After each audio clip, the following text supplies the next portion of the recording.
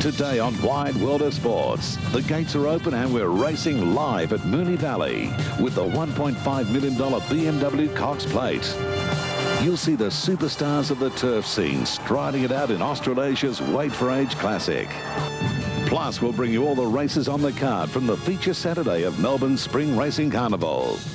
There's $5,000 fabulous dollars plus video equipment to be won in our Sony Memorable Moments giveaway. With double points at stake, we'll head for the high country for the final event, the lung-bursting survival run, to find ourselves a winner in our Mountain Dew test of the toughest. Saddling up for a super racing Saturday, all the glamour, all the glory, live from Moonee Valley, today on Wide World of Sports.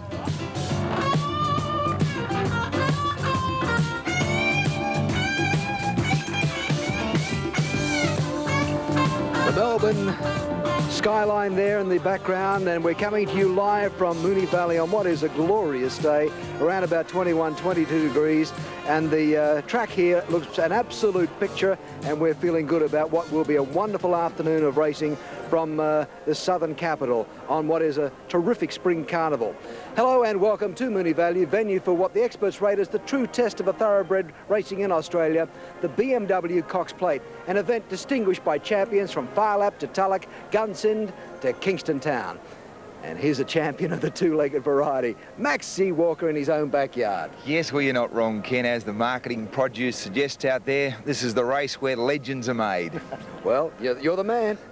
Okay, being the man just at the moment, of course, the plate is named after the founder of the Moonee Valley Racecourse, W.S. Cox, who opened the track way back in 1883. But right now, we're going to join a man who knows just about every centimetre of Australia's major racetracks, John Tapp. Thank you, Max. Well, it's a great pleasure to be part of the fun crowd at Moonee Valley for the running of the BMW Cox Plate, one of the truly great races of the Australian turf, and run on a track which creates an amazing atmosphere because of its amphitheatre effect. Well, compared to some of the other great classics of the turf, this is a mere pup. The BMW Cox Plate. It was first run in 1922 and it has always been a good horse's race. Shane Dye is with me. Well, Shane, in trying to predict the likely outcome, in all logic this year, you've got to look for something to come from back in the field. I think so. I think they're going to go too hard up front. You got Solveig, who normally leads. You got Durbridge, you got St. Covered, you got so much pace, John. I think a horse called Jern sitting back, Rodney Griffiths, a good barrier 10. He'll be one off the fence or three deep and it won't matter. He'll just be too strong. He's had a lovely preparation too. He has. He's done a fine job, David Hayes, with the horse, and he looks magnificent. I saw him Thursday morning at Flemington and he's a fine individual. Now, this would be the first year in probably 6 or 7 years that you haven't had a ride in the plate. Yeah. So it'll be a strange feeling for you watching on the monitor in the jockey's room. Well, there's many a races I won't have rides in the future or before, and it's just one of those things, and you just get on with riding winners. You were apprenticed to champion New Zealand trainer Dave O'Sullivan, who has Snap in the race, and no doubt you will have spoken to Dave or his son Paul. She's a class act. She is. They think she can win the race. She's drawn barrier 2. She's going to need a little bit of luck. Well, I agree with you. Jern's my pick. I'm putting in Snap for second and Trista Love for third. So what's your third pick for the trifecta? Jern, Redding, Danewin. Good on you. Thank you. Good luck, mate. Shane Dye, who won't be riding in the race this year, but he'll enjoy the magic of the Cox Plate just as much as we will here at Moonee Valley and as you will watching at home. Here's Kenny Callender. Thanks a lot, John. Yes, a beaut day here at Moonee Valley. You can already feel the atmosphere. I'm looking forward to the running of the Cox Plate. And joining me to help me during the day is a man who 20 years ago today won the Cox Plate on Battle Heights. That, of course, is Gary Willits. G'day, Gaz. G'day, Ken. Thanks very much. Yes, those memories. I can remember that race just like it was yesterday. And what do you think about the 1994 race, Gary? What are you tipping? Well, you and I have just had a walk on this track, and I reckon this track is beautiful for a horse like Redding. Juan, you know, I think these horses will run really well. Well, I'm going to put my money on Juan, a man who's not on Juan today, but is on Superimpose as our clerk of the course is Ron Quinton. Here's Ron. Welcome to BMW Cox Plate Day 94.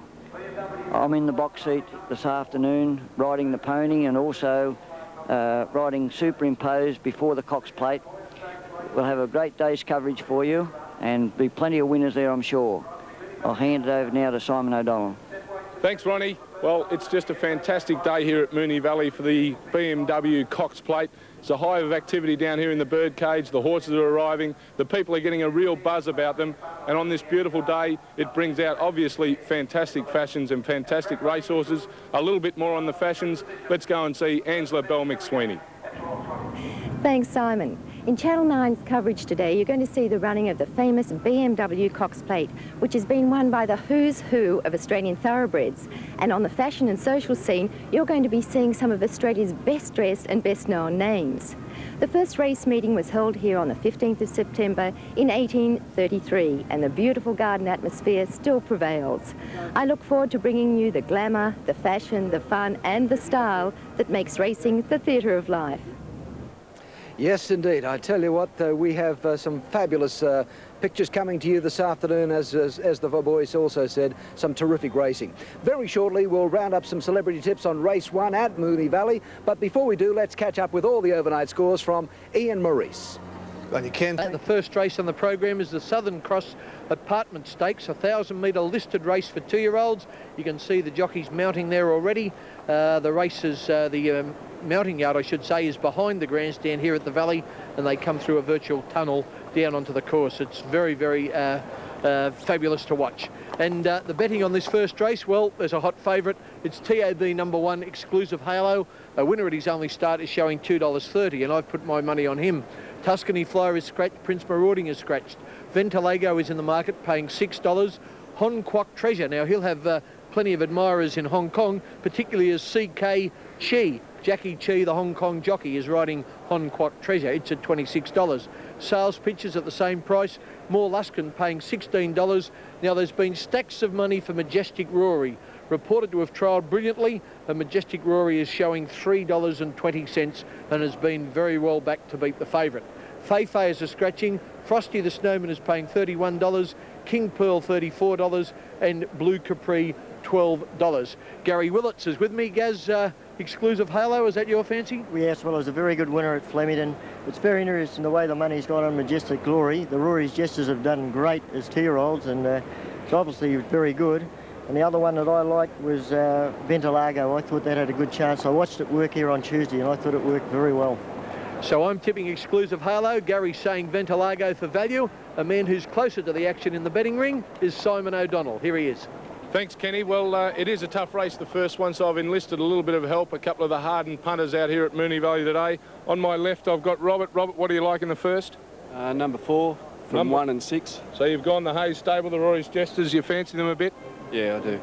And Vince on my right. Vince, what do you think? I like number 8, Majestic Rory. He's an early foal. He's a September foal.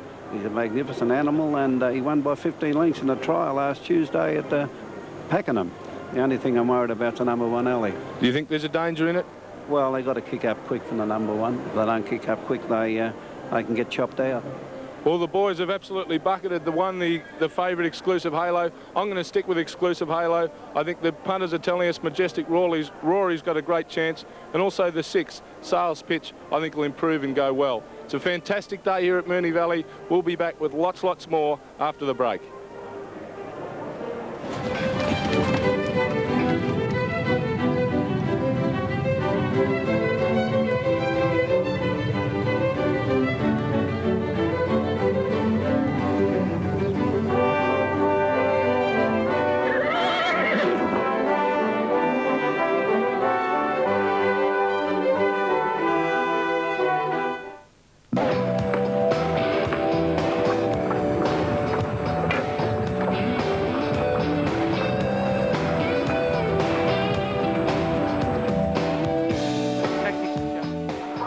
Okay, back at Moonee Valley, and the horses are on the track. As I look across, it's only 3 minutes to the start of the first race. Now, I had Exclusive Halo at $2.30. He's into $2.10, a little bit of a rally now for the favourite, into $2.10. Ventilago is getting out towards $6.50. Hon Kwok Treasure, I'll get that right, is $31. Sales Pitch, $26. More Luskin at $16. Majestic Rory is out from $3.20 to $3.40. Johnny Marshall, former Sydney jockey, now based in Hong Kong, is riding Majestic Rory. Fei is out. Frosty the Snowman at $34. King Pearl Last time we were on, he was at $34. King Pearl's into $21. I'll double check that. Yes, still at 21, and Blue Capri out to $15. Okay, when they went around, Gaz, what over impressed you? Well, I still like number 4. Well, I reckon we can nearly go for the trifecta here, 1, 4, 8. Okay, Gary, as we look over there is Blue Capri, one of the roughies, and this race is 1,000 metres. A man who knows how to ride a 1,000-metre race at Moonee Valley is Shane Dye. Here he is. Race 1 of the day, 1,000-metre race for 2-year-olds. It helps to draw an inside of a barrier. It's a big advantage. But if you draw wide, you've got to ride your horse along early and try and get across near the fence. You can't get back in 2-year-old races. That's a no-no. You must go forward. And they always sort themselves out. In most 2-year-old races, the favourites win. You watch for a horse called Exclusive Halo. He'll be running on the pace. He'll be right there at the 200 metres and should win. OK, Shane, thank you. Yes, first event on Cox Plate Day. The Southern Cross Apartment Stakes, a listed race, 1,000 metres, and the runners are about to be called up. Now, the all-white colours of the club are being used here on King Pearl. There he is on your screen right now. Club's colours here in Melbourne are all white. In Sydney, we have all pink. There's Ventilago in the Robert Sangster colours. More and more jockeys around Australia are starting to wear gloves in their races, and there's another case in point, Danny Nikolic on King Pearl. Do you recognise those colours? Kingston Town's colours, the horse that won 3 consecutive Cox Plates. This one here is ridden by Jackie Chair. This is On Quock Treasure. Now, this is the young boy who's riding Dane Win in the Cox Plate later on, and in the Victoria Derby at Flemington on Saturday next. OK, let's have he's been wasting 2 rather heavily. He has to ride Dane Win at 48.5 kilos in the Cox Plate, a featherweight, and I think he's going to be slightly overweight. Stewards have given permission for him to declare slightly over. Ron, it's the last thing a jockey wants to be doing, shedding weight close to these big races. Well, it's not the best thing to have to be doing, to losing a lot of weight in a hurry, because if you know, you naturally sap your strength, and if you sap your strength, you sap your brain as well, and you don't think quite as clearly. So you know, it's not a good thing to do, to be wasting and getting a lot of weight off in a hurry. Ron, how does this favourite look to you, Exclusive Halo? Yes, looks good. Looks very good. And I also thought that the 2-year-old that John Marshall's riding, Majestic Rory from the 1 barrier, if he's a typical Rory's Jester, the 1 barrier should be a great advantage to him. You rode Rory's Jester, Ron. You won the Golden Slipper on him, in fact, and doesn't this bloke look a chip off the old block? Yes, he certainly does. He's similar colour. Rory's Jester might have been a little bit darker, but he does. Rory's Jester was just a natural speed horse, and most of them are. So he's well drawn, looks good, and if he can sort of keep up early, well, you know, it's a big advantage round here. Ron, it's getting close to 2 years now since you decided to hang up the silks and saddles. You must get a rush of adrenaline on these big days, though, do you? Yes, I guess it. I haven't had a chance much to miss riding too much because I've been too busy. But I do on days like today. You know, it does give you a bit of a heart flutter. All right, for sure. Good on you, Ronnie. Thanks for that, and we look forward to talking with you behind the barrier right through the day on our big telecast from Moonee Valley. Lovely to have you back with us again. Thanks, John. Former champion jockey, 8 times premiership winning jockey in Sydney, and the rider of 1 Cox Plate winner, Kingston Town. Ron, in fact, Kingston Town had 3 different jockeys in those 3 Cox Plate wins: Malcolm Johnston, Peter Cook and Ron Quinton. Now, Exclusive Halo, popular pick from the Gerald Ryan stable, goes up in the line. Club's colours on King Pearl, Frosty the Snowman and On Quock Treasure facing up well. So is Majestic Rory, and they look to be just about set.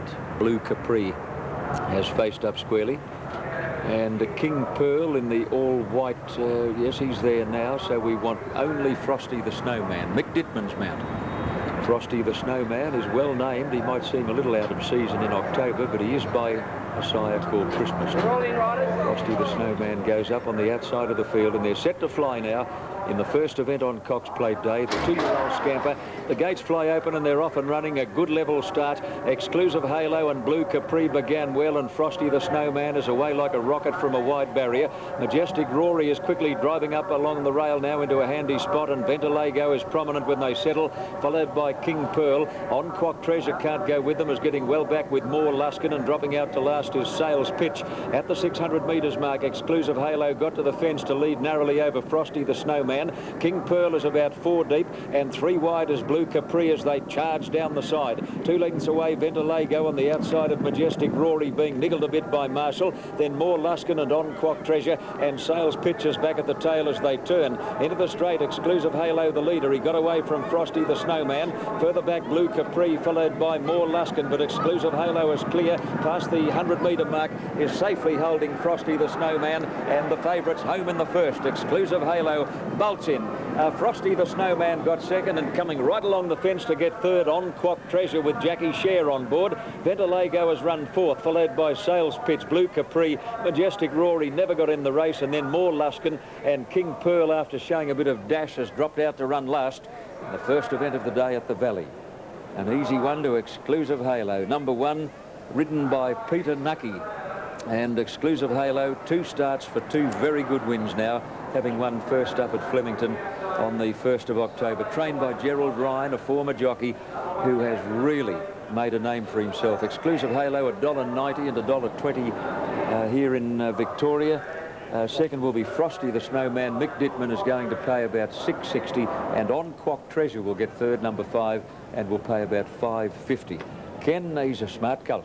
Yes, John, far too good Exclusive Halo, and punters who took the short odds had no worries whatsoever. It surprised me that he was able to cross and lead. Frosty the Snowman gave him most trouble, a roughie on the tote, and he held on to run second. Now watch along the rails. On Quack Treasure darting home to cut Ventilago out of third place. A pretty smart colt, the winner, Gary. Very good. He had that benefit of that run at Flemington. It really showed there, because those of you who have backed the first starter, Majestic Glory, is back on the fence, didn't have a lot of luck. But I'm sure you'll see a better day for him. But the winner's done everything right, gone straight to the wire. And ran well, and the time was very good, 58.9. That's right, 58.9, with the last 800 metres in 45.9. And there, as we watch another replay of Exclusive Halo going over the line, there he comes back to scale with Peter Nucky aboard. It's time for us to take a break, and then we'll be back with more on Cox Plate Day 1994.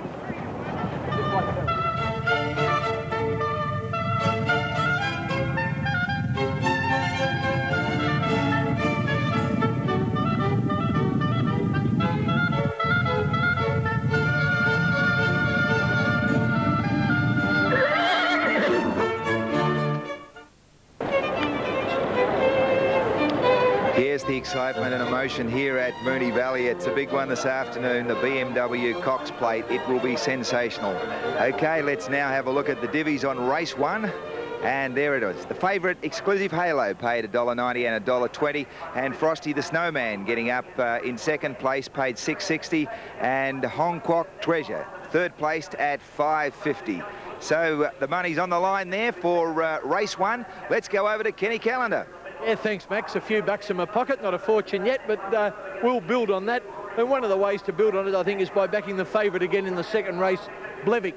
The only way I could see Blevick getting beaten is if they crawl in the race and the speed suits Northwood Plume more. But if he gets half a crack at him, he'll run over the top of them. He's showing $2.20, Roman Chiro $15, Striking Design $12, the Brightonian $18, Northwood Plume $3, and Wild Thunder $5. As I said, I like Blevick. Gary, what do you say? Yeah, well, Blevick looks the winner, but one that I'll be having a good eye on is Northwood Plume, Kenny. She's a very good filly, and I think she's raced against the colts before and beat them. So if they dawdle, she might outsprint Blevick. OK, that's what I said. If the speed's not on, watch out for Northwood Plume, but I still think Blevick will beat her. Here's Simon O'Donnell. Thanks, Kenny. Well, we got off to a good start and we gave the punters the winner in the first. Always nice to start with the winner. Blevick does look the main danger, or the main horse in this next race. I tell you, I think there's a couple of dangers. Northwood Plume from the Freedman stable. It's proved itself time and time again this preparation. I think it'll give Blevick a real good run for its money. And the one to give the punters a little bit of value, number 3, Striking Design. It's trained by Frank Ritchie over in New Zealand. It's over here. Its form in New Zealand was very good. I think it'll give those top 2, Blevick and Northwood Plume, a real good run for their money. Back to you in the studio, Ken. Thank you very much, Simon. I tell you what, well, this is the biggest studio we've ever worked in. It's endless, but the confidence up with the boys, isn't it? I mean, they're really firing. Oh, Simon, 1 from 1. If he gets 2 from 2, he'll be unbearable. On today's show, we've got $5,000 plus a Sony Handycam on offer in our... Well, they're the connections of the winner of the first race, jockey Peter Nucky, trainer Gerald Ryan, and look at all those excited owners. And I think they've got a pretty handy horse with Exclusive Halo. He certainly did the job well today. Okay, Blevick has nosedived in the betting on this second race, and at the moment he's now into 2-to-1 on the tote. Odds of $1.50, or a dividend I should say of $1.50, odds of 2-to-1 on. I don't think I'll be putting my money on at that price, but he might get out a little. $21 for Romanchero, Striking Design $18, the Brightonian $26, out the 370 but back into 360, the filly Northwood Plume, and Wild Thunder showing $7.50. They're the prices on the vase for the 3-year-olds over 2,040 metres. Here's Kenny Sutcliffe. Thank you, Ken. I think you fellas have got the bookies nervous. One up and tipping Blevick. When Darren Beedman was rubbed out of international racing last year for 9 months, the racing world was in a state of shock. After a highly successful career, the rider the scribes had dubbed the Tom Cruise of the turf fell from grace. His confidence was rock bottom, but less than a year later, Darren is back on top, thanks to some heavenly inspiration. Since he reappeared on the Australian racing scene less than 2 months ago, Darren Beedman has been riding for his life. He rarely misses track work, and he's been racing 3 and 4 times a week, city or country. Some say, in racing parlance, he's gone too hard, too soon. But the jockey says there's plenty in reserve. It makes your job so much easier when you love what you do. And, you know, I've got a real buzz for racing. I love going out and riding. I love the excitement. I love the challenge. All the little things in a race that, you know, you've got to try and be thinking what to do, trying to be one step ahead of the other guys that you're riding against, competing against. You're a perfectionist, aren't you? Yeah. Well, it makes life a lot easier when you try to be, yes. But even for one of the keenest students of the game, any amount of work can't fully prepare you for the step up to the big money races, the Group 1s. Oh, I've got a long way to go till I get my peak. You know, I'm still learning and still trying to fine-tune my riding style and my tactics. But, you know, to really sort of be put into a Group 1 race, like after 9 months break, it's, you know, you really need timing, confidence, everything, all that comes into play. They said the timing wasn't good for the jockey to land this year's Epsom. His horse's long odds said he couldn't win, but Darren knew otherwise. Look at the Pony Express. Navy Seal is charging down the outside with Beedman on board. Navy Seal, the first emergency, storms to the lead in the Epsom. Cabora jumping out of the ground. Navy Seal just in front and won. Navy Seal has lost. So Darren, weight's correct. What do you weigh? Weight's right, 50 and a half. Is that normal? Oh, that's a nice, comfortable weight. Around about 50 kilos. That's a good weight for a jockey. So he's happy now, but Darren has steeled himself after a setback that would have seen many sports people retire. After riding for a year in Hong Kong, becoming one of the colony's leading jockeys, Darren fell foul of the Jockey Club. He was suspended worldwide for 9 months. An appeal failed. I went from having a rosy career to a dirt career. Did you feel that, well, people don't believe me anymore, that they think I'm a crook? Not really, because I think if anyone that does really know me knows that I'm not like that. People know me as a winning jockey and a jockey that tries on every horse, and whether they're 50-1 or 6-4. But, you know, I just think that it's, I think my good record and my name sort of stood by me through all this. For a while, Darren lost the drive that netted him the 1990 Melbourne Cup. But when he and his family travelled to Israel and the Holy Land, Darren found some reasons to fight back. I believe there's a God, and, you know, I've got faith in him, and I believe that it was a calling to come back to Australia. What happened? You know, I've built my inner strength, you know, through what's happened, and over the final 6 months of my disqualification, you know, it just gave me a great more of a bonding and a strength with God. Watch Beedman closely and you'll also see he's changed his style a little. Picked up from watching other top jockeys overseas. He's riding longer in the irons or stirrups and closer to the horse. If the horse feels comfortable underneath you, well, you'll feel comfortable on top of the horse. It's sort of trying to sort of join the two together.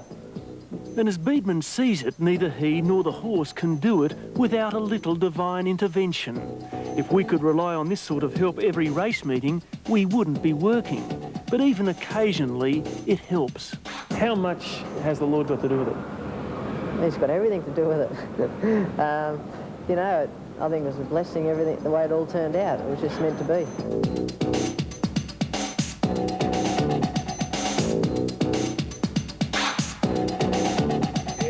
Soul searching there and a test of character, and if you believe that Darren can work miracles on a racehorse, then you'll have an opportunity to put your faith to the test shortly. In the feature race in Sydney, the Silver Slipper Stakes, Darren's on the highly fancied 2-year-old Strategic. Now, he might be on a favourite, but no doubt he'll be certain not to forget his prayers. And we'll be taking a walk into the inner sanctum of the jockey's room a little later, plus rounding up some tips from the experts and amateurs alike.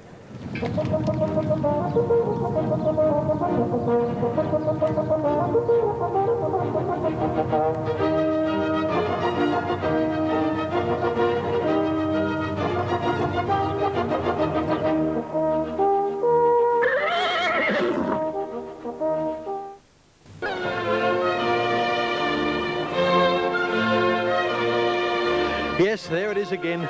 Beautiful sight, a magic sight.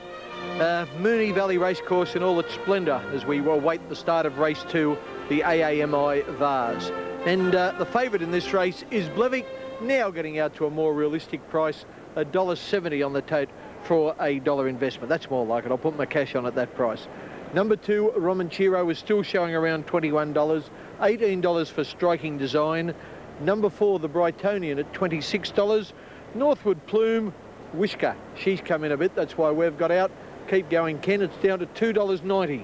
Odds of just under 2-1 for Northwood Plume. As Gary Willett said earlier, if there's no speed on, she has got a chance to outsprint Blevic, but I'm still going to back Blevic. Wild Thunder is showing out from $7.50 to $8. Okay, Andrew Voss, one of our Channel 9 team, is here today, and Andrew has got one of Australia's leading trainers with him. And Ken, a man who's going to play a part in this next race, trainer of Blevic, David Hayes. David, how does Blevic look, first of all? He's done very well, and he's on trial for the Derby, and I'd like to think that he can win this and go into the Derby. He's one of the main chances next week. Well, hopefully it'll get the ball rolling for you today, because such a strong hand in both the Cox Plate and the Moonee Valley Cup. The Cox Plate, you said earlier in the week, St Covert over Juan. I mean, have you changed your opinion? Look, I don't want to be misunderstood. Juan's the favourite and probably deserves to be. I just think St Covert's capable of an upset, and I'm a very big fan of his, and I still do lean to St Covert personally. Originally, of course of the weight difference, I mean, it'd be no surprise if either won, but I mean, where do you want St Covert in running, first of all? Will it be battling with Solvent for the lead? Oh, no, you'd be committing suicide. If Solvent is desperate to lead, we'll sit behind, and if Solvent wants to sit behind us, we'll lead. That's something Alf and David Walsh will have to work out in the first 50 yards of the race. And Juan, where would it run? We'll just be cuddled in behind about midfield, hopefully appearing on the corner. And to finish on, the Moonee Valley Cup, Glastonbury, not everyone's favourite horse, but in with a strong chance, but if there is one to beat it, it'll be Top Rating. Yes, Top Rating will be favourite in the race. I think this will, for me, it's an important race because they're my best 2 chances in the Melbourne Cup, and I want them to perform well today to give me a real life chance in the Cups coming up. Good on you, David. Thanks for your time. Thank you. Okay, thank you, Andrew, and thank you, David Hayes. We've just seen Blevick there in the parade. David's horse, by golly, I thought he looked well, Blevick. Gary Willits, what did you think of Blevick? I couldn't fault him, Ken. He looked absolutely beautiful. One that did take my eye was the New Zealander, Striking Design, number 3. Thought it looked very well. And Norfolk Plume, well, the Freedman horses always generally look very well, like most of the top trainers' horses. But well, our thoughts there, you can't fault any of them. There's TAB number 2, which is Romanchiro. Romanchiro is ridden today by John Marshall, as we said earlier. John Marshall is based these days in Hong Kong. Well, this race starts from the Cox Plate barrier. It's 2,040 metres, very much a battle of tactics. I wonder how Shane Dye would ride the race.